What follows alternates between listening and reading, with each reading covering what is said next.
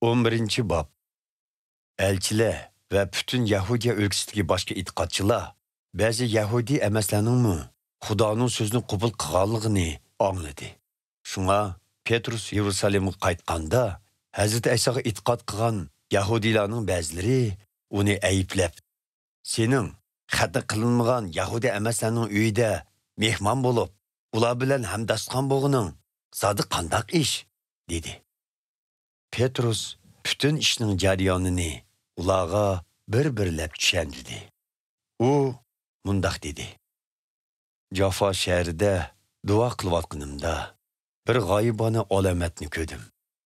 Kang dastondak bir narsa to'rt bujugdan bog'langan holda osmondan tushib, mening yenimda to'xtab qoldi. Sapsilib qarsam, uning ichida har xil to'rt putli hayvonlar, yovvoyi hayvonotlar, yer berilg'uchilar, uchar qanotlarmi bor ekan. Keyin menga o'rningdan tur Petrus, ularni so'yib ye degan ovoz anglandi.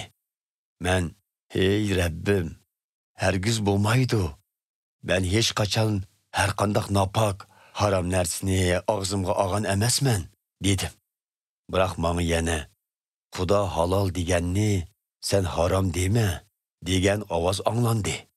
Bu ish 3 qitim shundoq takrorlanib, oxir hech narsa osmonga elib chiqib ketildi.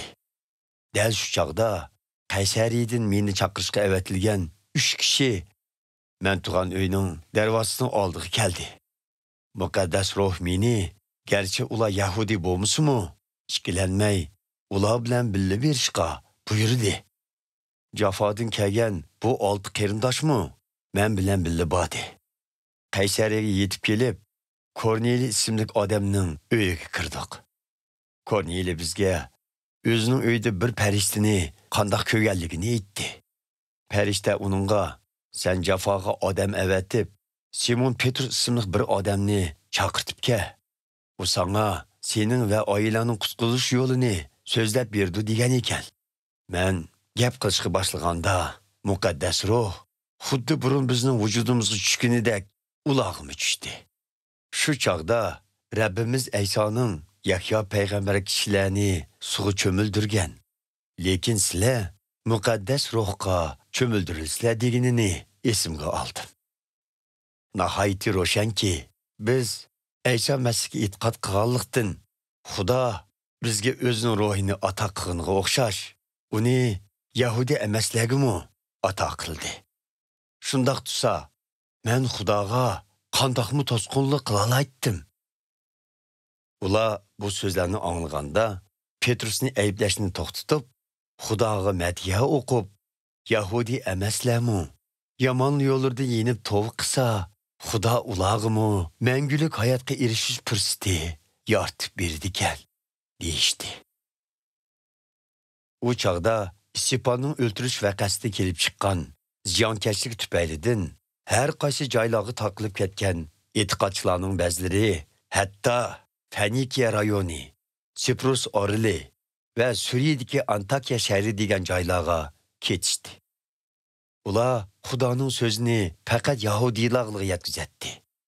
Lekin Siprus orili va Kirene shahridan kelgan ba'zi e'tiqodchilar Antakiya shahriga berib, Rabbimiz Ayso haqidagi xush xabarni Yahudi emaslarga yetkazdi.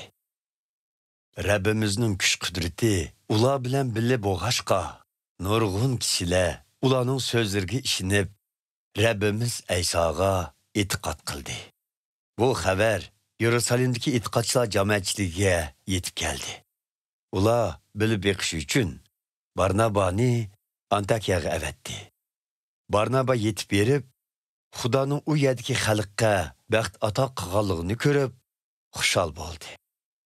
U ko'pchilikni jon dili bilan Rabbimiz Aysoga sodiq bo'lishga rag'batlantirdi. U muqaddas ruhga cho'mgan, iymoni komil, yaxshi bir odam bo'lib, uning turkisida nurg'un odam Rabbimiz Aysoga e'tiqod qildi. Keyin Barnaba Tarsus shahriga Saulni izlab berib, uni tepib Antakiyaga elib keldi. Ikkilan e'tiqodchilar jamoatchiligi bilan birga saq bir yil turib, nurg'un odamga Hazreti Ayso haqida ta'lim berdi. E'tiqodchilarni xristianlar deb atash Antakiyadan boshlandi. O kunlarda Yerusalimdan Antakiyaga ba'zi payg'ambarlar keldi.